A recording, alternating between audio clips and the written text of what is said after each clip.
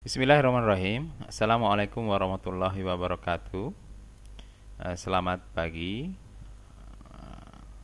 Hari ini kita akan melanjutkan materi berikutnya tentang teori pusat pertumbuhan. Kemarin kita sudah belajar tentang teori pusat sentral, di mana dalam teori pusat sentral itu dijelaskan bahwa pusat pertumbuhan mempengaruhi wilayah-wilayah yang lain dengan kekuatan pengaruh sama ke segala arah. Jadi kekuatan pengaruhnya sama ke segala arah. Kemudian kekuatan pengaruh tersebut dipengaruhi oleh threshold dengan ring, ya, dengan threshold dengan ring. Kita sudah pelajari juga bahwa setiap komoditas barang atau komoditas di pusat pertumbuhan itu memiliki ring atau jangkauan dan threshold yang berbeda-beda, sehingga membentuk lingkaran.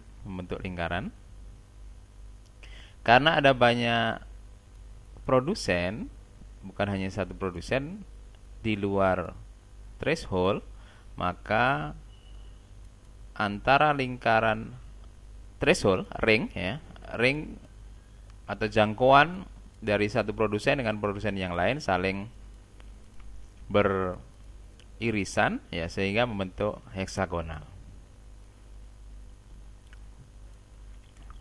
Ya, untuk hari ini kita lanjutkan dengan teori sektoral yang dikemukakan oleh August Loss, ya. August Loss mencoba untuk merevisi atau menyempurnakan teori pusat sentral yang dikemukakan oleh teori pusat sentral, ya.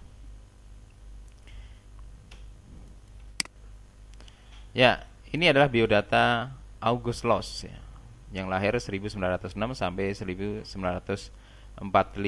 Dan beliau adalah ahli ekonomi, karena memang teori pusat pertumbuhan itu biasanya dikemukakan oleh ahli ekonomi, bukan ahli geografi, ya.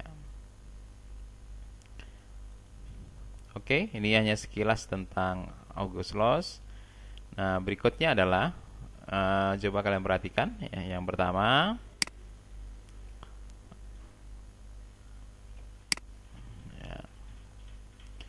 di sini yang diperhatikan adalah sisi permintaan. Itu bertolak belakang dengan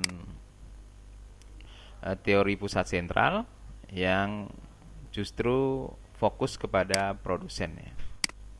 Fokusnya komoditinya, fokus sama komoditas, ya, komoditas.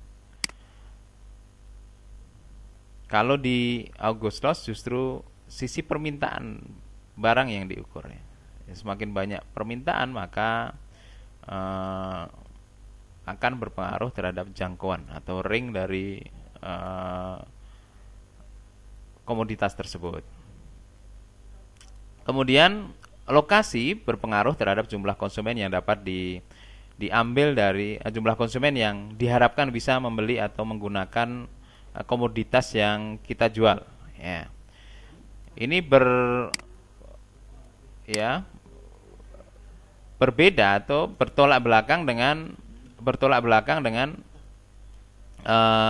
teori pusat sentral, di mana pusat sentral justru kalau di teori loss itu produsen yang harus mendekati konsumen, ya, produsen mendekati konsumen. Sedangkan kalau di teori pusat sentral, produsen tetap di satu tempat, ya. Produsen tetap satu tempat, kemudian konsumen yang bergerak untuk mencari sendiri produsen tersebut, sehingga tidak banyak, cukup satu tempat, ya, cukup satu tempat. Sedangkan kalau di loss nanti berbeda, ya. Jadi nanti posisi pusat pertumbuhan atau produsen itu harus mendekati konsumen. Makanya nanti titik-titiknya lebih banyak, ya, titik-titiknya lebih banyak dibandingkan dengan teori pusat sentral. Kenapa seperti itu? Karena dalam prediksi konsepnya teori loss, yaitu jika semakin jauh tutup. Jika semakin jauh penjualnya dari produsen, maka dijamin tidak ada yang mau beli gitu ya, tidak akan yang mau beli atau harganya semakin mahal. Kemudian Loss menyarankan agar lokasi produksi berada di pasar atau di dekat pasar. Artinya ketika kita punya barang yang ingin dijual, maka kita buka tokonya harus di pasar itu sendiri atau di dekat pasar, di mana di situ tempat para pembeli datang gitu ya, atau posisi tempat para pembeli. Ya. Kalau di teori pusat sentral ya, itu kan cukup di satu titik ya, cukup di satu titik. Kalau di teori loss itu justru kita harus pintar-pintar untuk meletakkan toko atau meletakkan produsen, itu harus pintar-pintar mencari tempat ya, agar konsumen bisa mendekati mendekati toko kita lah atau produsen tersebut.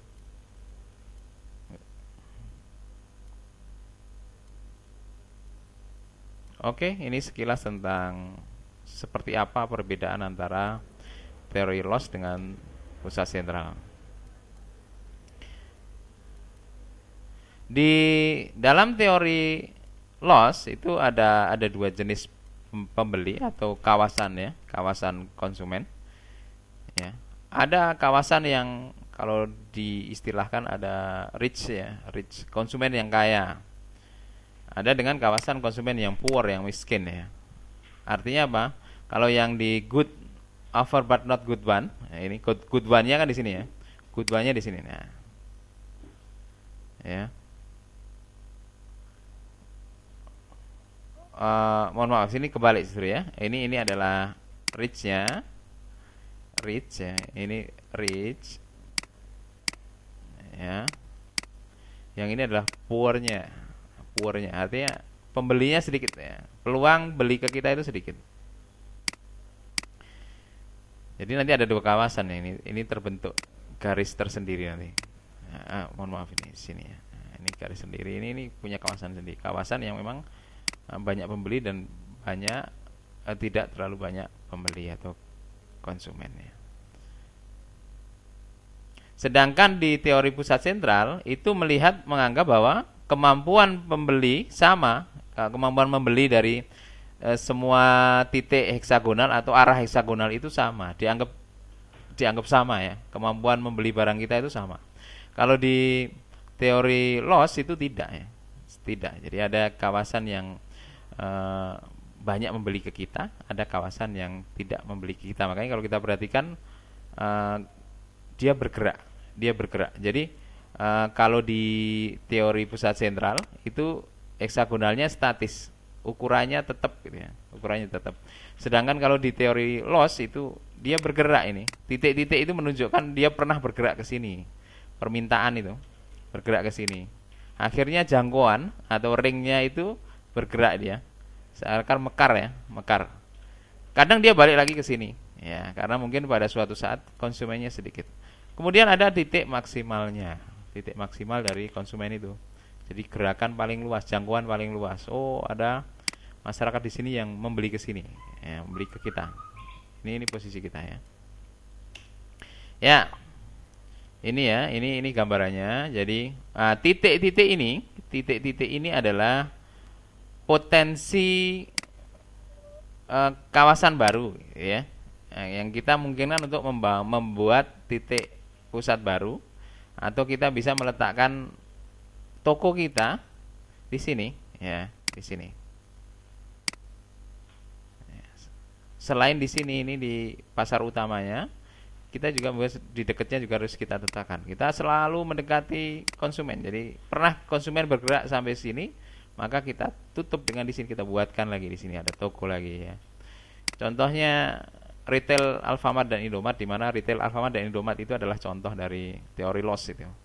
Jadi mendekati konsumen ya. Di sini ada, di sini ada, di sini, karena jarak-jarak yang sangat dekat mereka ada dengan produk yang sama ya. Nah, ini gambarannya. Ini nanti yang sudah saya sampaikan bahwa ada area. Di sini City Ormos Central Place. Di sini pusatnya.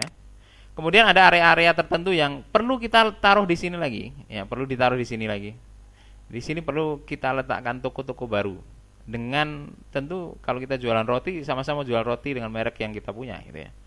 Karena tujuan kita mendekati produsen. Jadi desainnya jauh lebih kompleks dibandingkan dengan teori loss. Makanya di teori loss itu ada banyak ini ya, bukan hanya K3, K4 dan K7, tapi ada banyak sekali ya, sangat kompleks itu, sangat kompleks.